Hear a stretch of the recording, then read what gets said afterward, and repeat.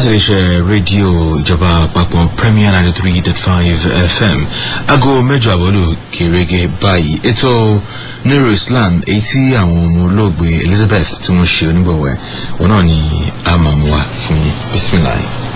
A'udhu billahi minash shaitanir rajim. Bismillahir rahmanir rahim. Alhamdulillahi rabbil alamin wassalatu wassalamu ala rasulil amin nabiyina Muhammad wa ala alihi wa ashabihi ajma'in. Adúpẹ́ ní ọ̀dọ̀ Ọlọ́run atọrọ ìkẹ́ àti ìgẹ̀ fún ànábì wa Muhammad àlékún ìkẹ́ àti ọ̀gẹ̀ Ọlọ́run bá ní ṣe fún ànábì wa. Ẹ̀yin ará ilé gẹ́gẹ́ bí ètò yín ètò wa ètò ẹ̀ tí ń retí ìyẹn Nurul Islam ètò náà ńlọgọrí àtẹ́gùn báyìí gẹ́gẹ́ bí ìṣe wa bàbá wa Fadilati Sheikh Abdulwahid Abdulhamid bàbá àdùnnú bàbá àlùbáríkà àwọn náà ni wọ́n ṣíwájú tí a tẹ̀lé wá sórí ètò ní alẹ́ tòní. Akí bàbá ẹ̀yin náà káwọn ará lé. Assalamu alaikum wa rahmatullahi wa barakatuh. Wa alaikum assalam wa rahmatullahi wa barakatuh. Bákan náà ustad wa Fadilati Sheikh Hiskil Hamza Yanyanse àwọn náà gbẹ̀yìn lórí ètò lálẹ́ tòní. Jazakumullahu kulla khair. Ètò yín ètò wa náà ni o Nurul Islam ètò tí a pìyàmọ ní ìrántí màmá wa Alhaja Elizabeth Babatunde ilé Gomboro Abọ̀rẹ́rìn ní Èrúwà. Ìdánilẹ́kọ̀ọ́ tòní bàbá wa náà ni wọ́n ṣe fún wa ó dá lórí àwọn oṣù èyí tá a máa ń ṣe hajj àtàwọn ọlá tí ń bẹ nínú rẹ̀ pàtàkì hajj nínú sharia Islam. Eléyìí jẹ́ àwọn nǹkan tí bàbá wa tí wọ́n mọ̀ bá ní fi sọ ọ̀rọ̀ ní alẹ́ tòní. Ṣé wọ́n ní aṣọ ọgbà òun náà là á dá fún ìgbà. Ẹ jẹ́ kí a fi ara balẹ̀ ká máa fi ọkàn bá ètò lọ. Falyatafaddal Sheikh mashkura. Bismillah, alhamdulillah, wassalatu wassalamu ala rasulillah. Adúpẹ́ ní ọ̀dọ̀ Ọlọ́run Ọba. Alhamdulillah. Lẹ́yìn náà tọrọ àlékún kí a ti gé Ọlọ́run fún ànábì wa Muhammad sallallahu alayhi wa sallam. Àbẹ̀ ọba olúwa wa tó jẹ́ aláforíjì ẹ̀ṣẹ̀ ẹ̀dá pé kọjọ́ kó forí ẹ̀ṣẹ̀ wa jìn wá kó tún yọ́nú sí wa. Gẹ́gẹ́ bí ìlànà ti Ọlọ́run lórí àwọn ọmọ ẹ̀dá ènìyàn àti àwọn àlìjànú lápapọ̀ tí ó mú kí Ọlọ́run ọba ó sọ wípé torí ká lè wá gbé orílẹ̀ yìí mọ́ ṣètòun mọ́ sin òun tó ń ṣẹ̀dá wa ni òun ṣe dá wa. Èyí lọ́fà tí Ọlọ́run ọba tó fi ń sọ fún wa ní Suratul Hijr àyà 99 wípé wa'bud rabbaka hatta ya'tiyakal yakin. Wọ́n ọmọ ẹ̀dá ènìyàn rí àrídájú wípé ó sin Olúwa tó ṣẹ̀dá rẹ̀ títí tó fi gbẹ́mìí títí tó fi filẹ̀ ayé lẹ̀. Èyàn ó sin Ọlọ́run tí èyàn ó fi kú ni. Èyàn ò ní sin Ọlọ́run dìgbà kan kó sọ wípé eléyìí náà tó gẹ́ bóun ọba sin Ọlọ́run ọba mọ́. Ọlọ́run náà ti mọ̀ wípé òun kúkú sin òun tẹ́lẹ̀tẹ́lẹ̀. Èyí lọ́fà tó fi já sí pé bá a ṣe ń kú nínú ààwẹ̀ Ramadan, bá a ṣe ń kú nínú oṣù Ramadan, ní oṣù tá a fi gba àwẹ̀ tá a fi ṣe oníranran àwọn ìbádà àti àwọn sẹ́ẹ̀rẹ̀ fọ́lọ́hun, bẹ́ẹ̀ la tó ń bọ́ sínú àwọn oṣù èyí tó ṣe yí pé a máa ń ṣe ìpalẹ̀mọ́ hajj ṣíṣe fọba olúwa wa. Ó ń túmọ̀ sí pé à ń kú nínú oṣù ìjọsìn fọ́lọ́hun a tó ń bọ́ sínú àwọn oṣù ìjọsìn mìíràn fọ́lọ́hun ni. Tí a bá wò ó a rí i pé Ramadan oṣù tó kún kẹ́kẹ́ fún àwọn sẹ́ẹ̀rì àti àwọn ìjọsìn tó yanjú ni.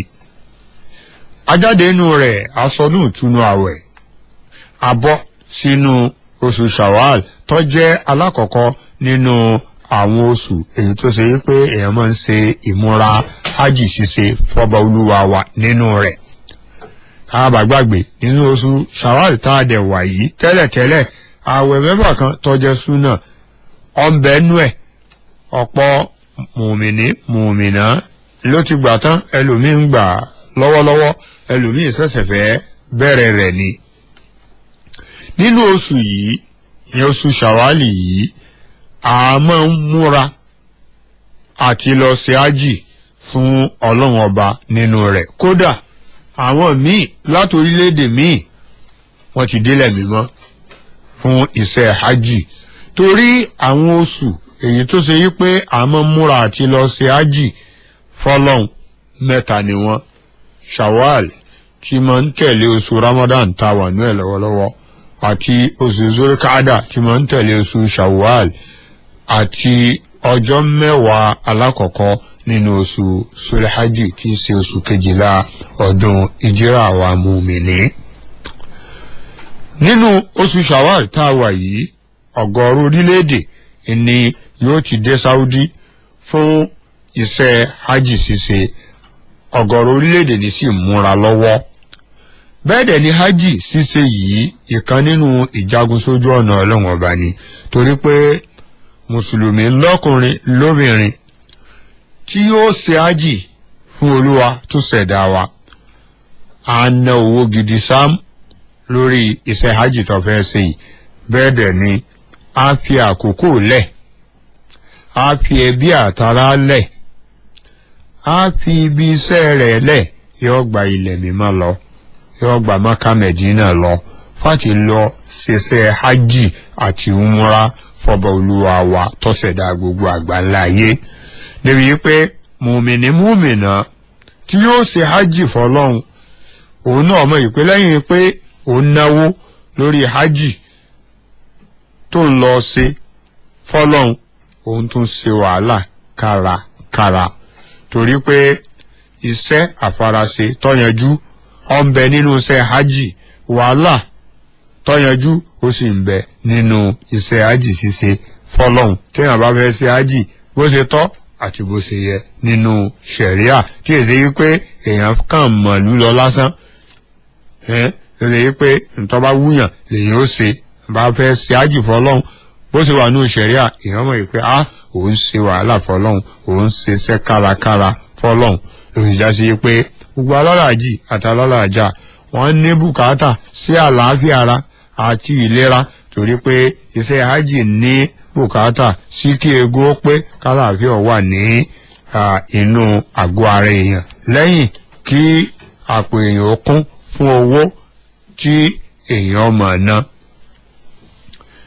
lórí hajj ṣíṣe ọmọnìyàn tí ń lọ ṣe hajj yóò fàyálẹ̀ yóò fọmọlẹ̀ yóò fẹ̀mílẹ̀ yóò faralẹ̀ láti jẹ́ pé ọlọ́run tó gbé hajj kalẹ̀ tó sì ṣe ní ọ̀ranyàn lórí àwa mùmìnì àti mùmìnà tó bá fún ní agbára àti lọ ṣe hajj àti nítorí àti jẹ́ pé ìpèpè tí ọlọ́run ní kí ànábì Ibrahim alayhi salatu wassalam kó pé gbogbo mùmìnì àti mùmìnà lọ sójú kọ́nà kan wá máa ṣe hajj nílẹ̀ Mẹ́kà fọ́lọ́hun gẹ́gẹ́ bí ọlọ́run ṣe gbé kalẹ̀ nínú ìsìláàmù tó torí ẹ̀dá gbogbo èèyàn àtàlìjànù lápapọ̀ ṣe bí ọlọ́run lọ sọ fún ànábì Ibrahim alayhi salatu wassalam ní súratul hajj àyà 27 wípé wa'addin fi nnasi bil hajji ya'tuka rijalan wa ala kulli damirin ya'tina min kulli fajjin amik.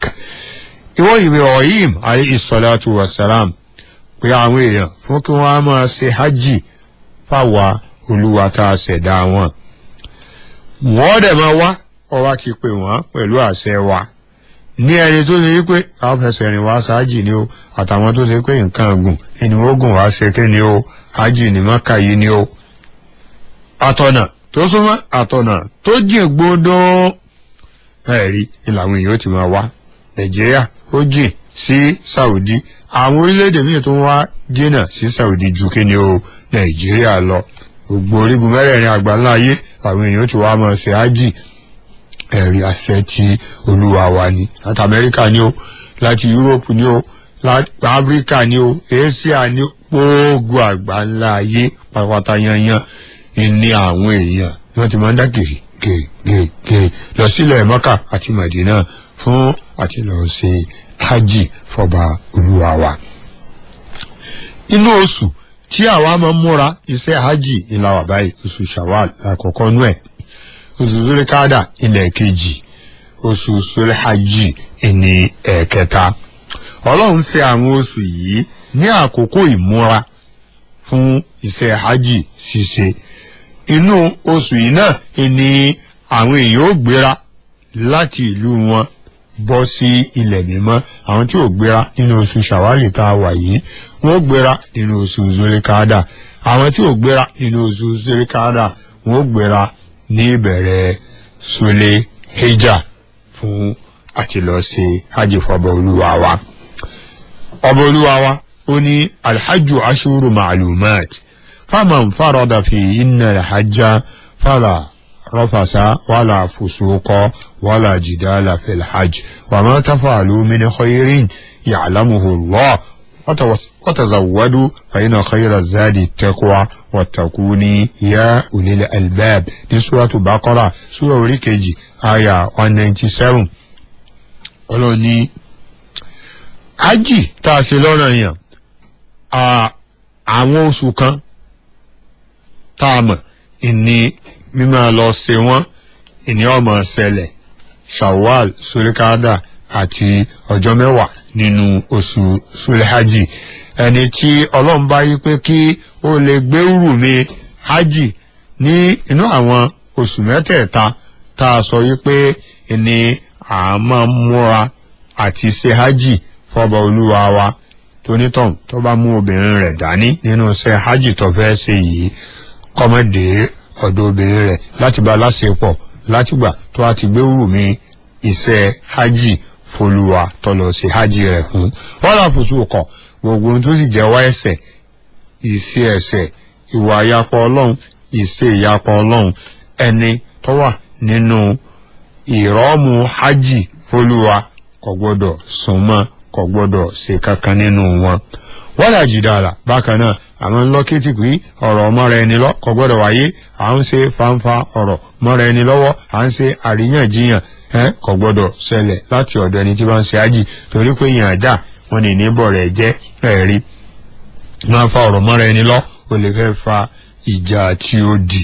gbogbo ohun tó sì lè fàjà tàbí òdì tàbí à ń búra ẹni tàbí ojú ẹni fẹ́ máa pọ́n síra ẹni Ọlọ́run ọ̀fẹ́ fáwa mùmìnì àti mùmìnà nígbà kọ̀ọ̀kan àgàgà tàbá wà nínú iṣẹ́ hajj fọba olúwa wa. Ọlọ́run ọba ọ̀fẹ́ lórí ní ẹni obìnrin lọ kò gbọ́dọ̀ dọ́dọ̀ obìnrin rẹ̀ lákòókò tó wà nínú iṣẹ́ hajj. èèyàn sì gbọ́dọ̀ ṣe ìṣe ìyapọ̀ Ọlọ́run tàbí kéèyàn wá súnmọ́ àwọn nǹkan tí ó jẹ́ ẹ̀ṣẹ̀ tí Ọlọ́run ọba tí ó fẹ́ ká dédìí ẹ̀ rárá. èèyàn sì gbọ́dọ̀ máa bára wọn jiyàn ẹ̀rí nínú iṣẹ́ hajj. èyí tí ẹ bá wá ṣe ní ntọ́jẹ́ rere tọ́lọ́run ọba ń fẹ́ lákòókò tẹ wà nínú iṣẹ́ hajj yìí Ọlọ́run ọba tẹ́ ẹ ṣe hajj fún ó kúkú mọ̀. Ọlọ́run wa ní tẹ́ ẹ bá fẹ́ lọ ṣe hajj yìí ẹ múra dání o ẹ múra dání ẹ má gba inú iṣẹ́ hajj lọ lọ́wọ́ lásán. ẹ tọ́jú àwọn nǹkan tó bá yẹ kẹ́ ẹ tọ́jú dání kẹ́ ẹ tó bọ́ sọ́nà hajj ṣíṣe fẹ́mi olúwa. ṣùgbọ́n tó wá lórí ní tẹ́ tọ́jú dání ìnìbẹ̀rù èmi Ọlọ́run. ẹ páyà mi ẹ̀yin tẹ́ nílàákàyè nínú ẹ̀yin ẹ̀dá mi.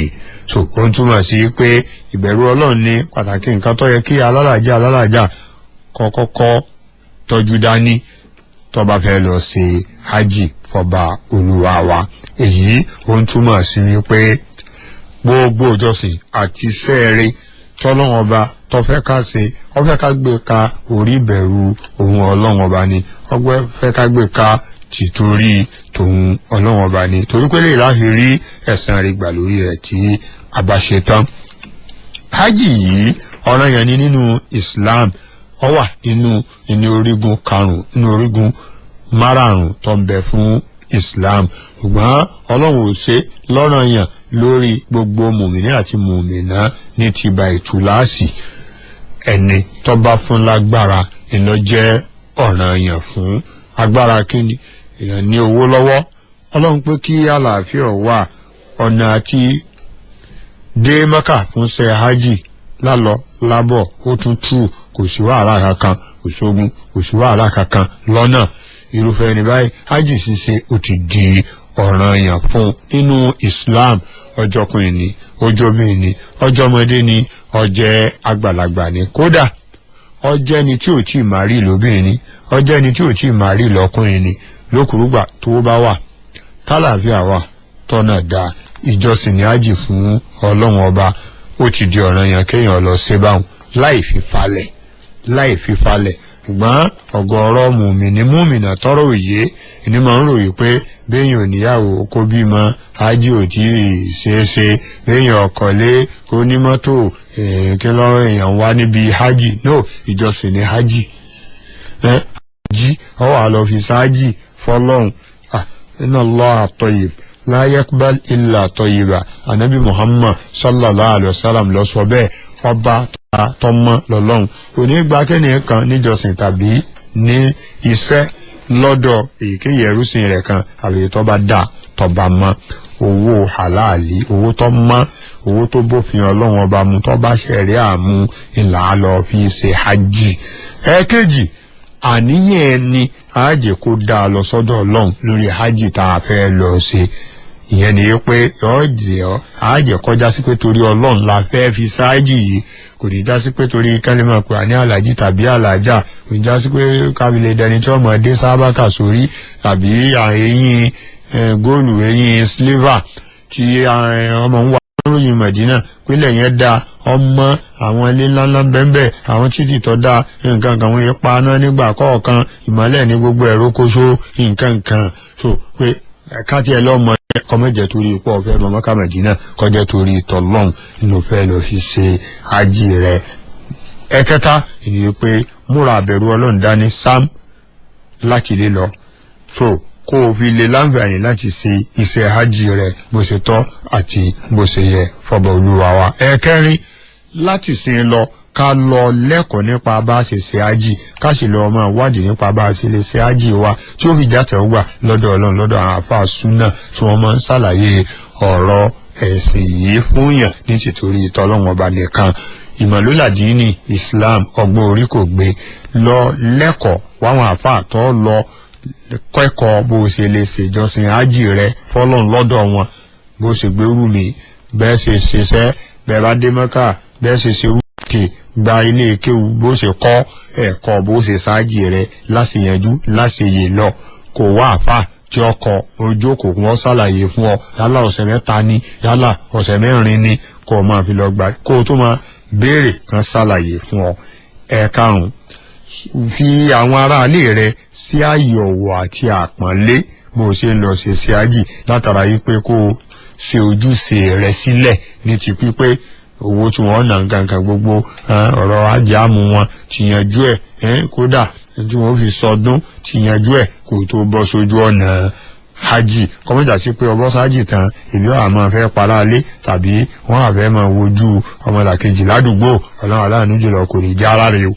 Ẹ̀kẹfà ni pé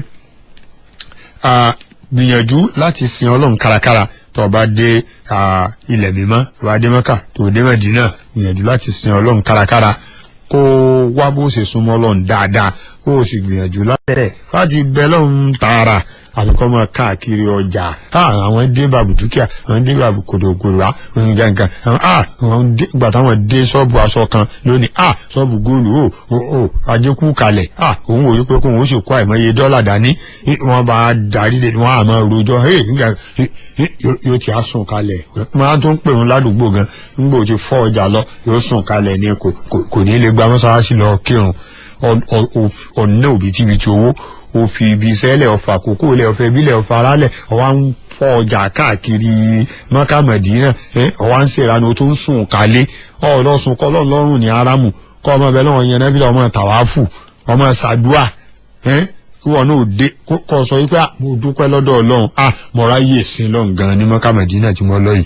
So ọ̀dọ̀wọ́ rẹ̀ lẹ́mìí pé ọ̀ ń lọ fara ṣèjọsìn ọ̀ ń lọ fara ṣiṣẹ́ fọlọ́ ní kì í ṣe pọ̀ ń lọ sùn ọ̀ ń lọ máa tójú bọjà káàkiri máa fọ́gbó. Gbìyànjú ká tún wá ṣe ájì wa ní ìbámu sílànà kìtàbù wà súnà. tó o bá fẹ́ ṣáájì rẹ nílànà kìtàbù wà súnà ọ̀ kẹ́kọ̀ọ́ lọ́dọ̀ àwọn àfáà súnà lórí ìwé ṣe ṣáájì rẹ láti lé ni torí tó o bá dán àwọn tí wọ́n mú ọ ṣáájì rẹ lọ́nà bídíà àti lọ́nà fẹnu wà gbà wọ́n kàn máa dà yín káàkiri ni wọ́n tó máa gbowó lọ́wọ́ rẹ̀ wọ́n kà wọ́n fi fẹ́ gba gbogbo owó ọwọ́ rẹ̀ tán so wá bó olùmọ̀sílẹ̀ sáájì mi nílànà kìtàbù àsúnà wọ́n kọ́ ó ní tíà wọ́n dà ọ́ lẹ́kọ̀ọ́ rẹ̀ lẹ́kùnrẹ́rẹ́ bákan náà ṣàtò bí iṣẹ́ rẹ̀ kó o tó lọ bí iṣẹ́ ájì wọ́n tó ojú ṣiṣẹ́ ìjọba gbàyọ̀ ń dá lẹ́nu iṣẹ́ kó o tó lọ wọ́n tó jọ oníṣòwò tàbí o jẹ́ ẹni tó nílé iṣẹ́ ṣàtò ilé iṣẹ́ rẹ̀ so ẹ̀sìn Islam ẹ̀sìn ètò ni ṣe ṣàtò ilé ṣàtò bí iṣẹ́ ṣàtò gbogbo àlámọ̀rí rẹ̀ kó o tó bọ́ sọ́nà kọ́ ọ̀dẹ̀ tó fi ìbẹ́ lọ́wọ́n ọba kó o tó fi tì í ọlọ́run aláàánú jùlọ gbogbo ẹni tó ti sanwó pé tí wọ́n ti ń.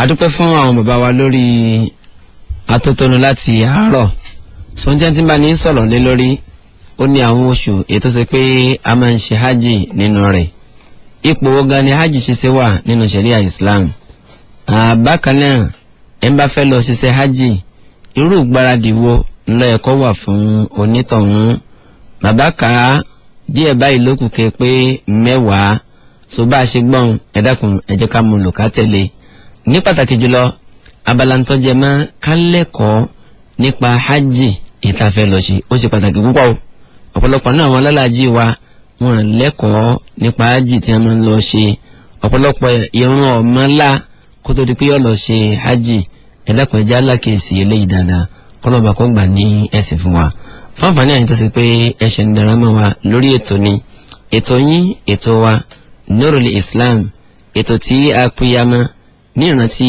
mama wa mama alubarika ọlọ́run 63 10 31 080 82 63 10 31 lẹ́ẹ̀kan sí 080 82 63 10 31 kó tó di pé àwọn ìpè yọ máa wọlé lọ́lọ́kan ọjọ́ kan bàbá wa àwọn ìbéèrè kan bẹ níbí oníbèrè béèrè pé níje ló nù ààwẹ̀ nígbà tí ẹ bá ní sọ̀rọ̀ nípa zakat yọ náà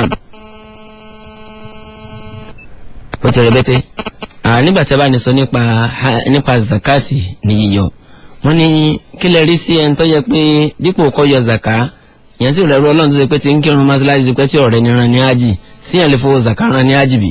èyàn lè fowó sàkà ráyàn ní ájì ọyọ sàkà ó ti ní àwọn tí wọ́n ní ká yọ sàkà fún ìran mẹ́jọ ni wọ́n nínú Al-Qur'ani alápọ̀nlé ká sí nǹkan ó sì wà nínú ṣẹ̀ríà tó o bá fẹ́ ráyàn ní ájì inú owó àpò ara rẹ̀ tó o bá lágbára rẹ̀ ló ti ràn owó sàkà ló fi wá ráyàn ní ájì. naam hello ó ti rẹ. kò lè lọ mọ́nà yàrá bẹ ọdún mi kọ́nà ọba lẹ́kẹ̀ ọlá kọ́dẹ̀mí rẹ̀ sí dìgbà náà yóò lè mọ̀ bá wọn lọ nígbà míì pẹ̀lú yọ̀ǹda ọlọ́run tó wá difficult ẹ̀ kò síbi tó fẹ́ gbà ó lè fẹ́ lómi ìrọ́pò rẹ̀ ọmọ ọmọra ń gbà mí. naam kí ni ìbéèrè yín sà.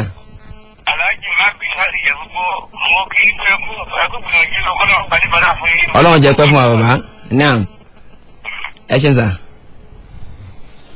bàbá kan fẹ́ kí wa ni ìbéèrè míì tí ó tún bẹ mí báyìí bàbá wa Fadilatu Sheikh wọ́n ní ẹni tó ṣe wípé ó ti lówó hajj lọ́wọ́ ṣùgbọ́n bùkátà sí kó fẹ́ obìnrin kó lè mára dúró bó ní irú ẹni báwọn náà. kó fẹ́ obìnrin ni o kó fẹ́ obìnrin ní àkọ́kọ́ ó ti rẹbẹ́tẹ̀ ó ti rẹ. ó tó di pé yóò ṣe hajj fún ọlọ́run ọba tanakawu takasaru ìyẹn ni ó fi dáàbò bò kẹ́ni o ara rẹ̀ so kọ́kọ́ fẹ́ obìnrin náà kó tó wá ṣe kẹ́ni o. káyà rẹ̀ wọ́n máa gbé ń gbẹ̀kúgbẹ̀ ní Mẹ́kà gan. Ọlọ́run ṣàánú wa. bí yóò ṣe máa ní alẹ́ tòní